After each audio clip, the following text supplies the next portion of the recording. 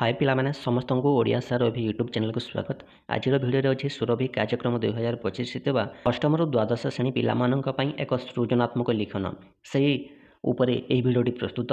विश्व शीर्षक है मो स्वप्नर ओडिशा प्रस्तुति और प्रगति।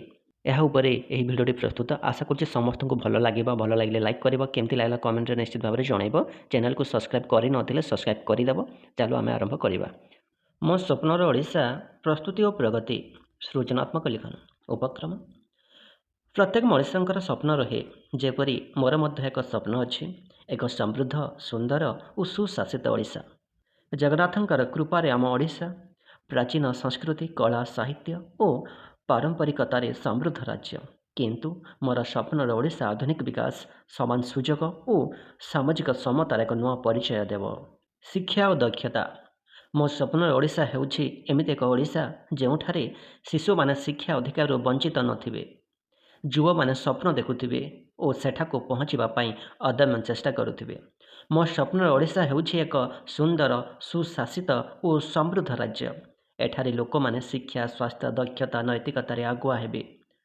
प्रत्येक शिशु निष्पाप शिशु काल शिक्षार आलोक पाइबे। प्रत्येक युवक युवती निज दक्षतार निजको निजे स्थापित करिवे। ग्राम और कृषिर उन्नति।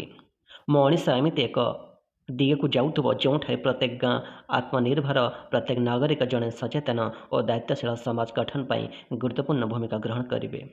मो स्वप्नर ओडिशा रे कृषक मैंने पर्याप्त जलसेचन सुविधा एवं न्यायसंगत परिश्रमर मूल्य पाइबे। सहर रे उद्योग व्यवसाय और प्रजुक्तिर उन्नति द्वारा नुआ कार्य सृजन हेब। सामाजिक एकता और संस्कृति। यही ओडिशा रे समाज रे भाईचारा समानता और सामाजिक न्याय व्याप्त रहिब। धनी दरिद्र नारी पुरुष ग्रामीण सहरीय समस्त को समान सुजोग मिलिब।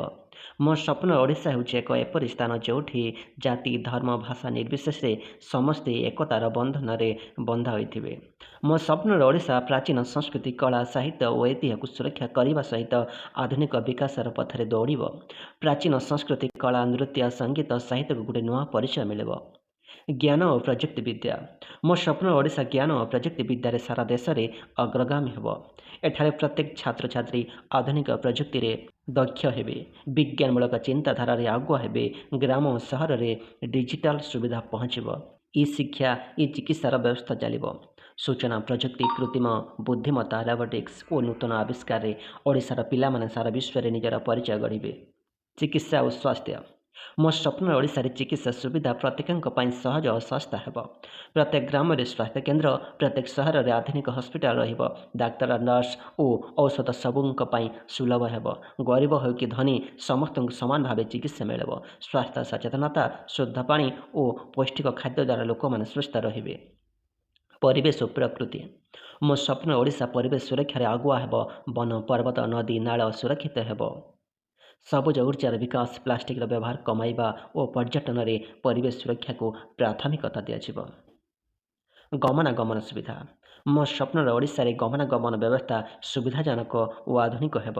प्रत्येक ग्राम सहर सहित सड़क और बस सेवा द्वारा जड़ित हेब। रेल विमान और जलपथ रे सुविधा बढ़िब। समस्तक पई सस्ता और सुरक्षित यातायात व्यवस्था हेब।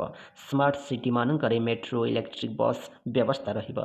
एहीपरि उन्नत गमनागमन व्यवस्था ओडिशार व्यापार पर्यटन और सामाजिक जीवन को अधिक सुविधाजनक करदेव। प्रस्तुति और प्रगति।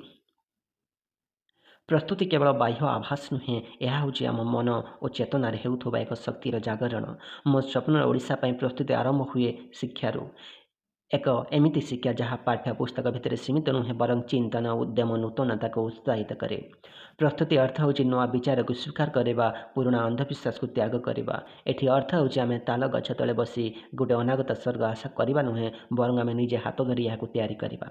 प्रगति हूँ केवल रास्ता और अट्टाकल तैयारी नुहे बरं प्रगति हूँ एमती एक अदृश्य चलाचल जहाँ आम समय संस्कार मूल्यबोध उद्देश्य को अग्रसर करे।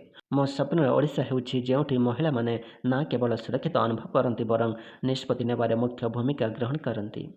प्रगति अर्थ हेउछि ओडिया भाषा प्रति गर्व एवं ओडिया साहित्य प्रति गभीर आग्रह।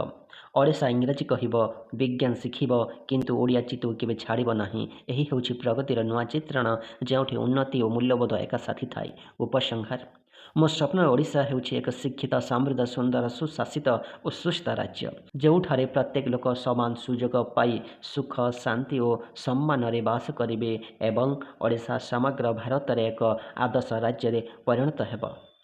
ଆଶା କରୁଛି ଏ ଭିଡ଼ିଓଟି ସମସ୍ତଙ୍କୁ ଭଲ ଲାଗିବ। ପିଲାମାନେ ଭଲ ଲାଗିଥିଲେ ଲାଇକ୍ କରିବ, କେମିତି ଲାଗିଲା କମେଣ୍ଟରେ ନିଶ୍ଚିତ ଭାବରେ ଜଣାଇବ। ଚ୍ୟାନେଲକୁ ନ ଆସିଥିଲେ ସବସ୍କ୍ରାଇବ୍ କରିଦେବ। ପୁଣି ଦେଖା ପିଲାମାନେ ଆଉ ଏକ ଭିଡ଼ିଓରେ। ସମସ୍ତଙ୍କୁ ବହୁତ ବହୁତ ଧନ୍ୟବାଦ।